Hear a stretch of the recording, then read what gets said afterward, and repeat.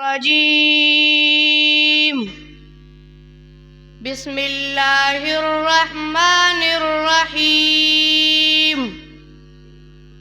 اقرأ باسم ربك الذي خلق خلق الإنسان من علق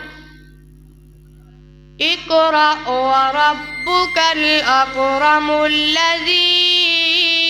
علم بالقلم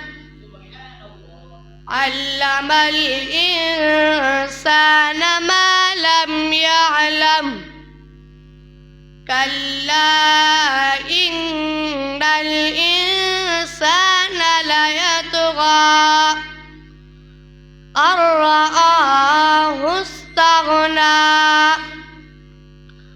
أرأيت إن كذب وتولى ألم يعلم بأن الله يرى كلا لئن لم ينته لنسفعا بالناصية صدق الله العظيم.